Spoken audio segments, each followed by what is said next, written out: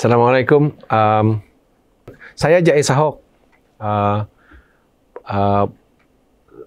Hobi saya mengarang. Dari segi penulisan, semua bidang sudah saya teroka. Tapi yang terakhir, puisi. Sejarah penulisan puisi saya aneh dan lucu. Ketika saya berguru dengan Said Idris, Ketua Satu Angkatan Karya pada tahun 83, saya berkenalan dengan beliau melalui bengkel Anjuran Gapena.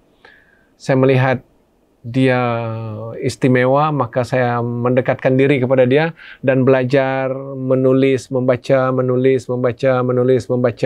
puisi. Sebab saya bersekolah Inggris, maka puisi tidak ada dalam hidup saya. Saya kutip sedikit-sedikit ilmu puisi, saya karang, saya beranikan diri atas rangsangan saudara Sai, hantar ke akhbar, maka mula keluar. Saya tak ingat, tapi dalam CV saya rekodkan dari puisi pertama sampai yang ada sekarang. Rupa-rupanya penulisan puisi ini, apabila saya mula mendalami maksud puisi, atau sajak lah, kalau puisi moden ni dalam budaya Melayu, dalam alam Melayu, dalam sastra Melayu, ialah sajak, mendalami sajak. Rupa-rupanya ialah disitulah, dalam genre, dalam genre itulah tempatnya untuk merakamkan kata-kata terbaik dalam susunan terbaik untuk menyatakan maksud yang ingin disampaikan.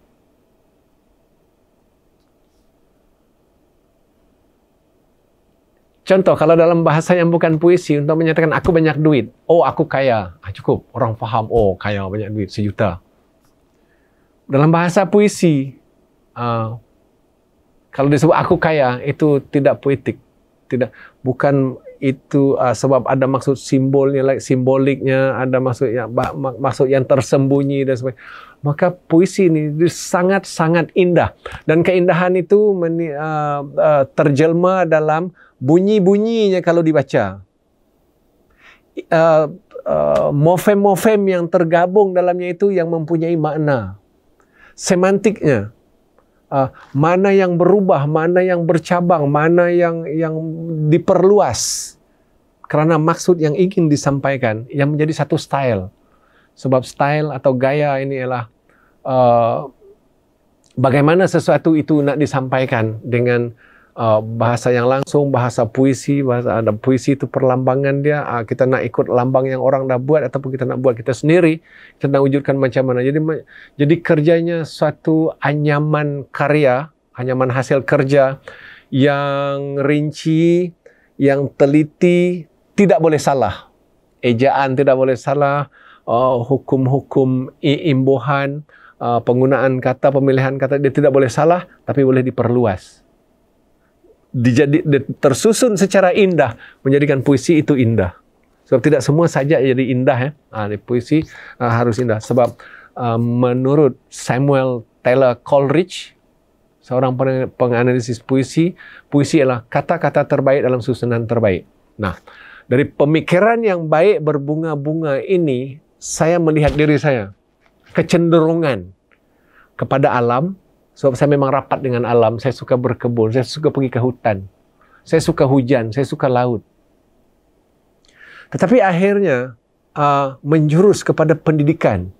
Mungkin karena saya guru, maka saya suka memikirkan pendidikan. Bukan saja memikirkan pendidikan, tapi memikirkan pendidikan itu secara yang indah, secara yang berbunga-bunga. Kalau diucap, orang jadi terpesona, orang jadi suka. Aish, mestilah kita seronok kan, orang suka mendengar cakap kita tentang benda yang kita nak dia dengar. Contohnya pendidikan. Oh, saya jadi sangat suka. Namun, sebagai insan, saya mendapati diri saya tidak dapat terasing, tidak dapat terelak daripada mengarang sesuatu yang berkaitan dengan alam. Alam kehidupan. Dan alam itu dikawal, governed by, dalam bahasa Inggeris itu governed by, dikawal oleh penciptanya. Maka apa-apa pun, akhir-akhir ini, saya kira ambil 10 tahun belakangan ini, penulisan cenderung. Bercakap tentang puisi, puisi berkaitan pendidikan pun akan cenderung kepada keagamaan. Berkaitan alam sekitar pun akan cenderung pada keagamaan. Berkaitan ekonomi pun akan cenderung kepada keagamaan. Sebab paksi kehidupan kita ini penumpang dunia. Maka saya menghasilkan buku ini ialah ini antologi puisi saya yang keempat atau kelima. Saya tak ingat. Perlu buka komputer ni. Tetapi setelah saya menghasilkan buku Maafkan Aku Ya Tuhan, terbitan Institut Terjemahan Buku Malaysia juga. Ini yang kedua diterbitkan. Maafkan Aku Ya Tuhan itu memang atas satu kesedaran, bukunya warna putih ya. Kita ni macam ada je salah, perlu mohon maaf. Dan sujud itu mohon maaf. Rokok itu, solat itu mohon maaf. Beri aku jalan yang lurus, Al-Fatihah. Itu kita mohon sangat-sangat jalan biar pulang, pergi nanti ke sana, jalan tu lurus. Di situ keinsafan, maafkan aku ya Tuhan. Tapi terjelma juga bahawa satu kesedaran ingin kawan-kawan yang membaca buku ini bahawa dia faham seperti saya juga, itu kan unsur dakwah melalui sastra, bahawa ya kita ini penumpang dunia, harus sedar untuk pergi ke sana itu. Jadi berapa lama saya menghasilkan puisi, kadang-kadang 2-3 menit siap, kadang-kadang sampai 3 bulan, 4 bulan baiki lagi. Jadi tempoh tidak garanti. Puisi ini kalau saya tulis semula, sebahagiannya boleh jadi bertukar dari segi perkataan, morfem-morfemnya atau bunyi-bunyi hujungnya untuk jadi indah ketika itu, dibaca 5 tahun kemudian keindahannya berbeza. Itulah cara saya menghasilkan secara pemupukan puisi ini. Sarawak Makmur. Satu frasa yang sangat besar maknanya, sangat signifikan diperkatakan, sangat relevan untuk diberi perisian yang bermakna, perisian yang memakmurkan, perisian yang mengamankan, perisian khususnya perisian pemikiran yang berbaloi direalisasikan dalam kehidupan sehari-hari. Maka saya secara individu sebagai penulis, ketika ini bercakap sebagai pengarang, melihat Sarawak Makmur ini dari pelbagai sudut, pelbagai perspektif, pelbagai dimensi, maka menuntut pelbagai huraian, memerlukan pelbagai tafsiran juga tentang maksud makmur, tentang Sarawak sebagai sebuah entiti pembentuk persekutuan Malaysia, dan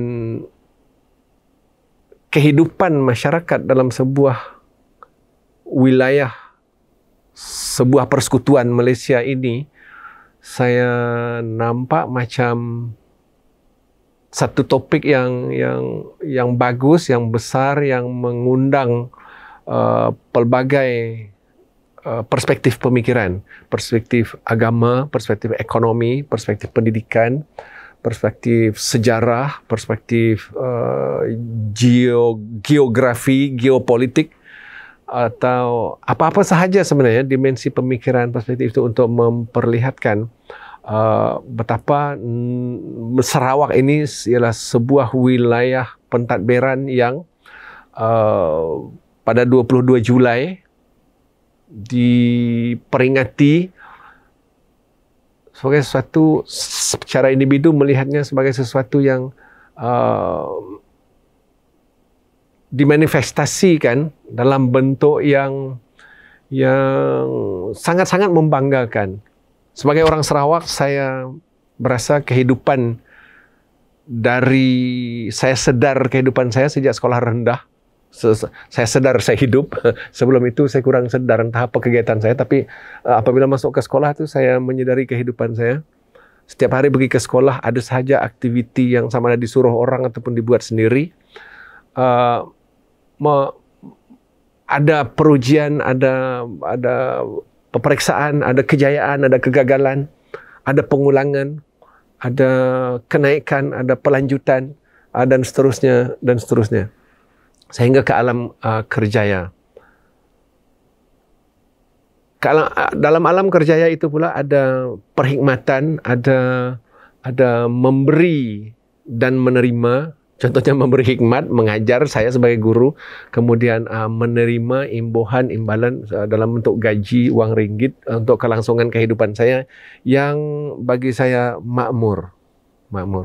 Maka saya ingin mengajak pendengar untuk melihat Sarawak makmur ini dalam satu perspektif yang kita ini sebenarnya sangat sementara. Sementara artinya kita ini penumpang dunia. Maka saya manifestasikan dalam buku kecil saya, kita ini penumpang dunia, datang ke sini untuk tempoh yang kita janji, tetapi tidak tahu janji itu berapa lama, tempohnya berapa lama. Sehingga kalau ajaran agama pada yang kita terima, agama apa sahaja yang dianuti, akan percaya adanya tarikh. Disebut mati. Tetapi ada pula orang menyebutnya itu bukan mati, itu cuma jasad yang tiada. Tapi kehidupan itu masih berlanjut di alam yang lain. Yang makmur ini di sini ialah kewujudan yang berjasad. Ada roh, ada jasad. Yang penumpangan di dunia ini yang sementara itu ialah untuk menjadikan dunia ini satu tempat untuk kemakmuran di akhirat, untuk kesejahteraan di akhirat. So, dikatakan akhirat itu kalau makmur, segalanya baik di sini, perbuatan itu baik, diberi ganjaran pahala, maka di sana nanti bahagia, mewah, makmur, sejahtera. Maka buku kecil saya ini terbahagi kesedaran ketika menyusunnya ialah bermula dengan merenung dalam sejuk embun, selimut malam yang bangun, ku buka jendela,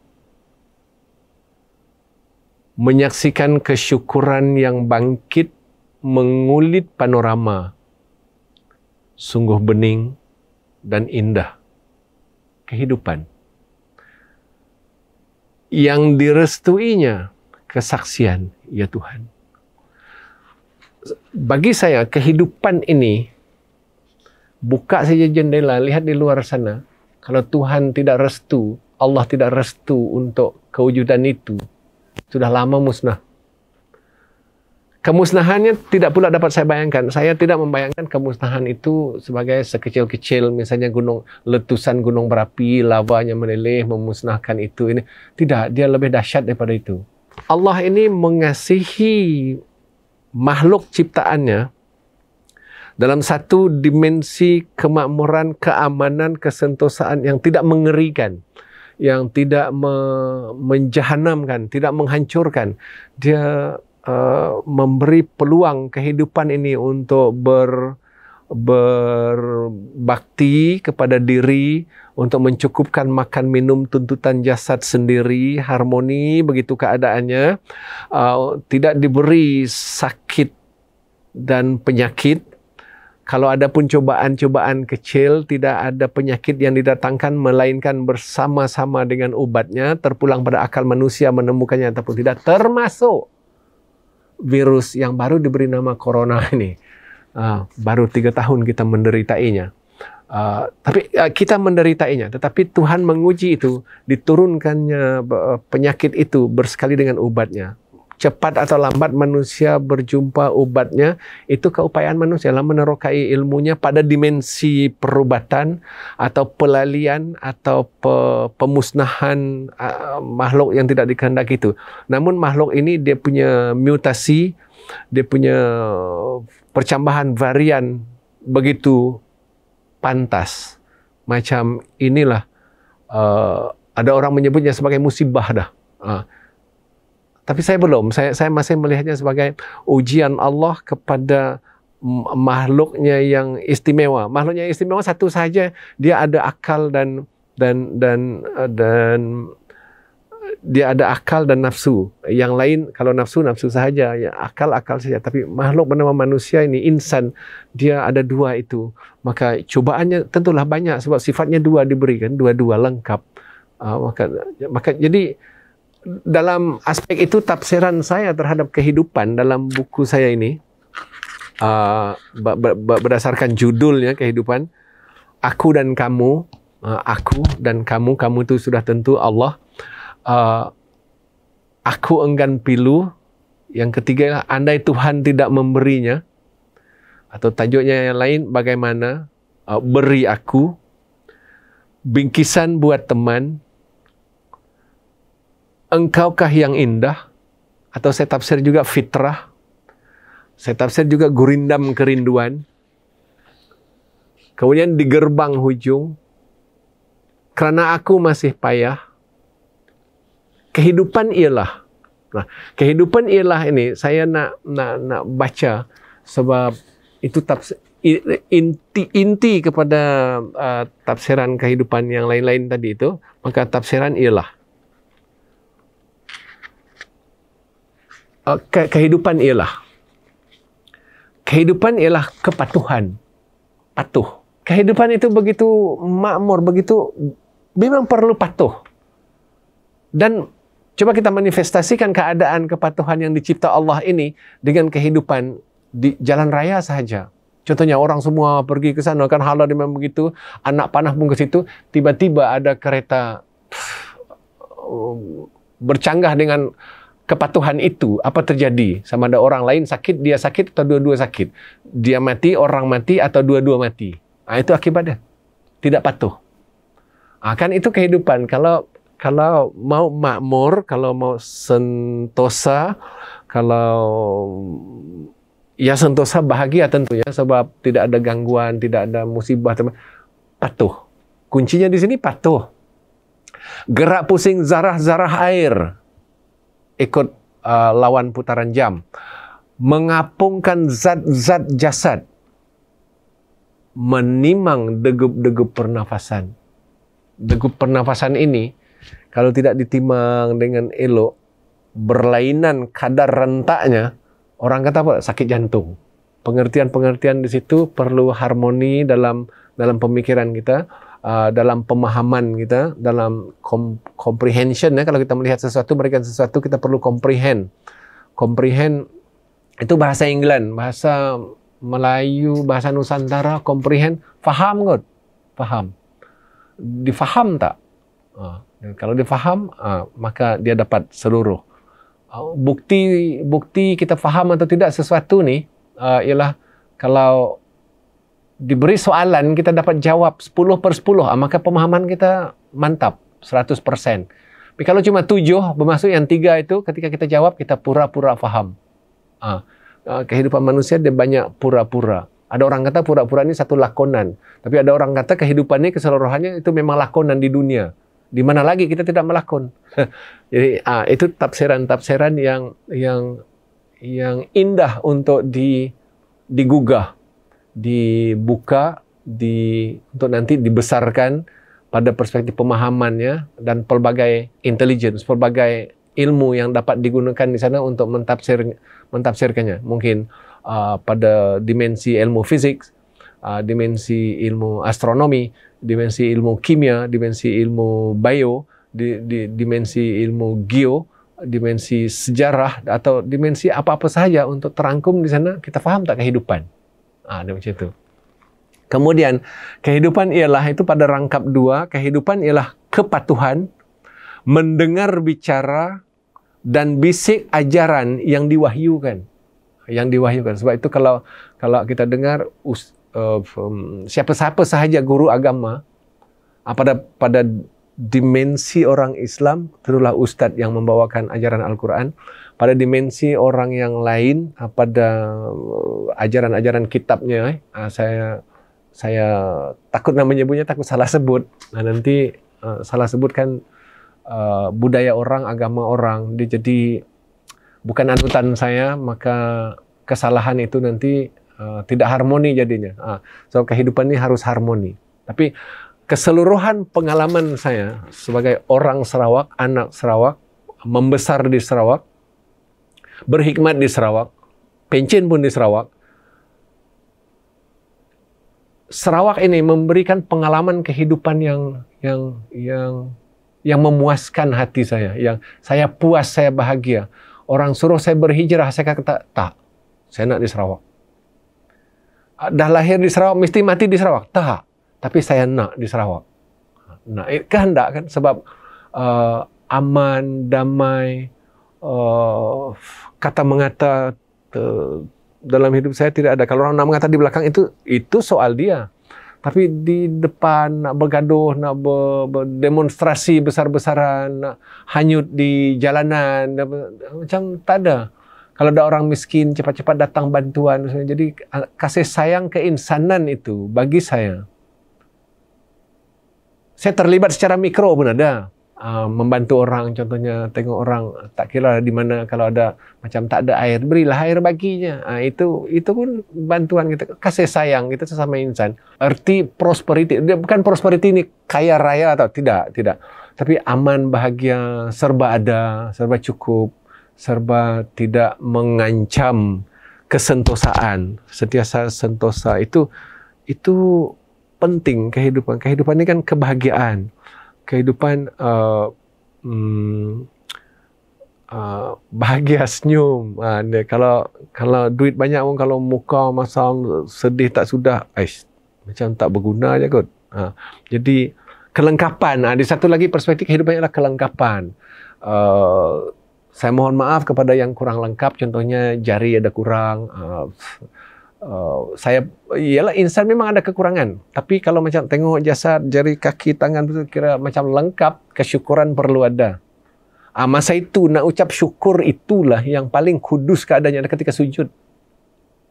Sebagai Muslim tentulah ketika sujud. Pada agama yang lain adalah ketika detik-detiknya pada amalan masing-masing, ya, melihat begitulah manifestasi kehidupan kesyukuran itu. Kalau ada kesyukuran itu rasa terima kasih kepada yang mencipta. Saya kira hidup itu memang makmur. Dia memang rasa aku ada kamu je lah. Dalam rangkap ketiga, kehidupan ini yang membawa kemakmuran, kebahagiaan yang saya sebut tadi adalah kehidupan ialah patuh, melihat keindahan seluruh ciptaannya yang misteri. Tanpa ngeri, cuba mengerti kebesaran zat ilahi. Dia ketiadaan upaya untuk terus mentafsir, otaknya sudah tidak berfungsi, jantungnya sudah tidak membekalkan oksigen lagi, mulutnya sudah tidak makan, jasadnya sudah tidak makan, tidak ada pernafasan, otaknya tidak berfungsi, maka dia berhenti kehidupan itu, mati. Maka perjalanan rohnya dia pergi atau pulang. Itu nantilah tafsirannya pada mungkin kemudian. Kehidupan ialah kepatuhan melakukan suruhannya. Suruh solat 5 waktu. 5 waktu. Nak tambah, begini cara menambah. Nak dikurangi, tidak boleh. Nak dijamak pada hukum-hukum tertentu, iya. Dia ada peraturan. Melakukan suruhannya tanpa bicara. Sujud dan tunduk.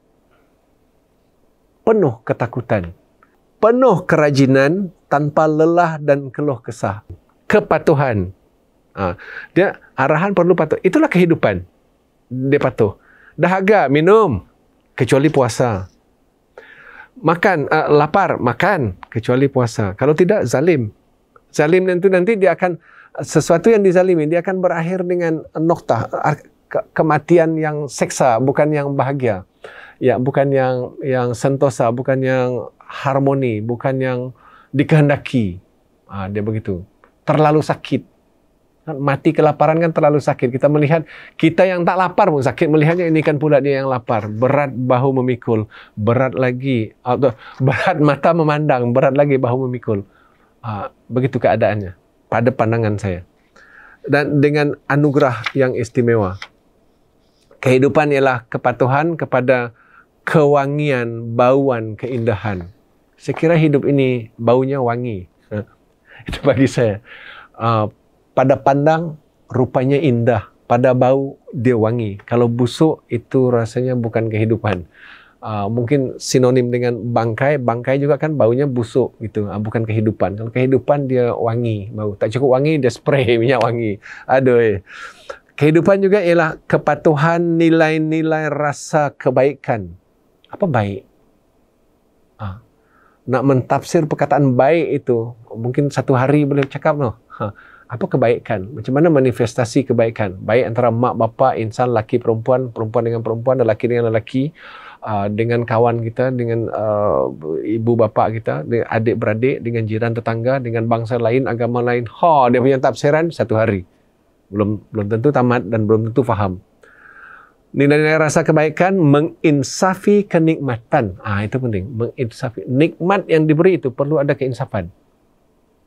Nikmat, contoh Sarawak. Sarawak ni makmur, kaya tau. Premier kita berkali-kali mengatakan, kita tu ada duit, ibu susah hati. Tapi saya percaya, negeri Sarawak makmur. Coba tengok, jalan raya di Sarawak kalau dibina seluruhnya, semenyeluruh. Tapi Sarawak dia satu entiti negeri mampu buat jalan yang panjang, elok dan sebagainya itu. Itu bukan murah. Sebahagian besar negeri Sarawak ini tanah lembah, tanah rendah yang untuk membina jalan 1-2 lori itu belum tentu nampak lagi batu. Ingat mudah, ingat murah. Saya tengok jalan, ya Allah. Kalau orang mentafsir 1 kilometer jalan sampai 5 juta misalnya, faham. Di tempat tertentu. Tapi tak semua tempat harganya sama. Jadi dalam konteks itu. Tapi kalau kita melihat infrastruktur untuk kehidupan di Sarawak, saya kira makmur dan mewah. Saya tidak ada apa-apa kepentingan politik ya dalam konteks itu, cuma ada kehidupan di Sarawak. Saya berterima kasih dan berasa sangat beruntung berada di wilayah bernama Sarawak ini. Segala-galanya ada. Segala-galanya yang ada itu ditambah sedikit kerajinan pada diri kita secara individu, saya kira semua hidup boleh makmur, boleh sentosa, boleh serba ada. Ada makan, ada minum, ada rumah. Kalau ingin kereta, dapat saja dibeli pada harga yang pemupukannya memang dapat diwajarkan. Begitu kehidupan yang kita ini penumpang dunia. Kita ini penumpang, memang penumpang. Sekejapnya. Entah bila kita mati, pada janji ketika lahir itu, tak ada siapa yang tahu. Tiba-tiba tengok, tadi anda dah meninggal, tidak. Pun ada kejadian yang demikian. Pada rangkap terakhir, kehidupan itu ialah kerana kehidupan ialah kepatuhan, kesempurnaan, kekal abadi di akhirat nanti. Maka tafsiran tentang kehidupan, dia dalam konteks percakapan kini untuk tahun ini sempena membungai kemakmuran Sarawak. Bukan memperingati. Saya memang sentiasa akan ingat 22 Julai. Namun sebagai orang Sarawak, macam kita, Idul Fitri raikan, Idul Adha raikan satu agama. Christmas, kita tumpang juga bahagia konsep itu.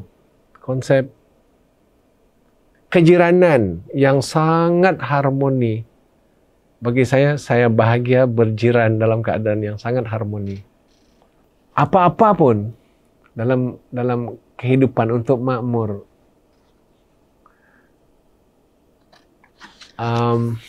Pada wajah ya, pada wajah. Apa yang paling manis pada wajah? Bagi saya senyuman, senyum. Kan kalau kita senyum ni datangnya ukiran di wajah itu datang bersama emosi tu. Kalau emosi tak betul, nak mengharap, kalau emosi tak bagus, tak betul, marah tadi kan, nak suruh senyum manis, tak mungkin. Maka senyuman ialah gambaran kehidupan semasa yang sangat-sangat autentik. Autentik ni asli. Bukan asli, asli. Asli, benar. Yang takkan mungkin dapat disembunyikan. Kalau sakit misalnya, sakit ditusuk paku, disuruh senyum, tidak mungkin dapat. Kalau senyum pun bukan senyuman yang benar. Yang seharusnya manis. Kan Kan senyum ni, ya banyak rupa jenis senyum, itu benar. Kalau dalam teater dia macam-macam jenis senyum. Sama dengan seni suara, macam-macam jenis suara. Ada suara manis, suara parah, suara... Seni suara seni. Senyum dapat disenikan. Ya dapat dilakonkan, dapat. Tapi yang asli, yang benar, cuma satu, senyum yang manis. Itu pandangan saya. Senyum yang tidak terukir pada pembohongan, tidak terukir pada penafian, tidak terukir pada persembunyian, menyembunyikan sesuatu. Orang kata, oh muka senyumnya, tapi senyum paksa. Itu sudah lakonan yang pada dimensi kehidupan yang tidak bahagia, bukan tidak bahagia, tidak harmoni, tidak sentosa. Maka untuk tujuan itu, saya ingin nasihati melalui puisi saya, senyumlah abdi, ulun, abdi. Kita kan dilahirkan untuk jadi abdi, jadi hamba. Jadi bahasa Melayu Sarawak, ulun. Senyumlah abdi, senyumlah semanisnya, andai panen tahun ini damai. Panen, harvest ya. Tahun ini tu damai, senyumlah. Alhamdulillah, senyum. Padi dapat senyum. Kalau anak lulus berapa A? 3A. Upaya dia memang 3A. Senyum, Alhamdulillah. Jangan, kenapa enggak 3A? Orang lain 7A. Kau tak nak? Jangan. Itu rezeki. Allah bagi. Senyumlah selebarnya, andai nelayan melaungkan tangkapannya. Oh ya, senyum. Nelayan senyum, kita pun senyum. Jangan bapa ikan tu RM7, RM5 boleh je, mahal dijual kita. Bukannya nyaman, nangkap di sini nak senyum pun susah dan sebagainya itu. Allahu Akbar. Senyumlah sepuasnya, andai tuai tahun ini lumayan. Tuai ini padi, tuai. Panen tu tadi dia apa-apa yang dipanen, harvest. Senyumlah kesyukuran.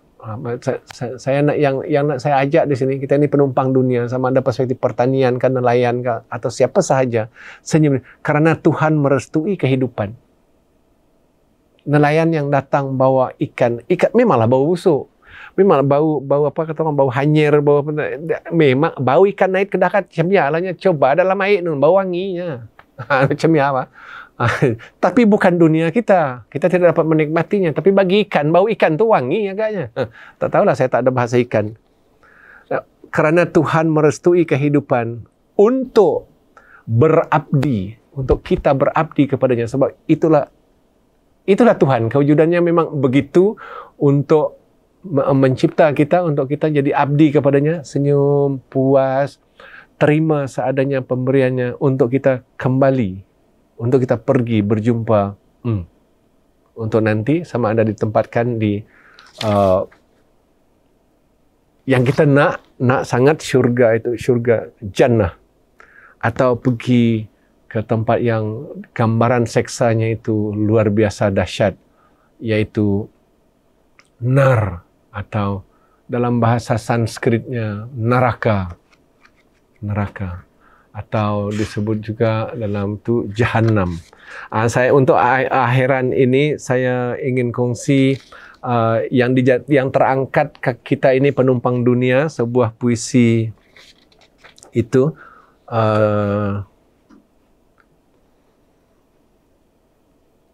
Saya ingin bacakan sepenuhnya, kita ini penumpang dunia, kerana dia terangkat menjadi judul ini, pasti ada yang istimewa di situ. Itu pandangan saya terhadap karya saya sendiri. Dalam 4 rangkap, kita ini penumpang dunia. Kita hidup ini hanyalah penumpang di dunia, dipaksa setia sebagai hamba dan taat kepadanya oleh kesilapan Adam dan Hawa, tanpa sedikit pun soal tanya. Kita hidup ini hanyalah penumpang di dunia. Usah lupa pengabdian kita, kerana cuma seketika akan terucap sayonara untuk kembali kepadanya. Dari gubuk tumpangan kita, di mana-mana di sudut dunia, kita rintis jalan sehala. Dengan iringan doa, moga-moga sampai di syurga sana. Kita ini penumpang setia, harus pasrah dan sedar sentiasa. Masing-masing kita ada bahagian yang wajib dibereskan dengan anugerah istimewa. Nanti ketika tiba masanya menghitung untung rugi hidup kita, kembalilah dengan tenang. Tinggalkan segalanya di dunia karena kita ini cuma penumpang seketika setia. Terima kasih. Assalamualaikum warahmatullahi wabarakatuh.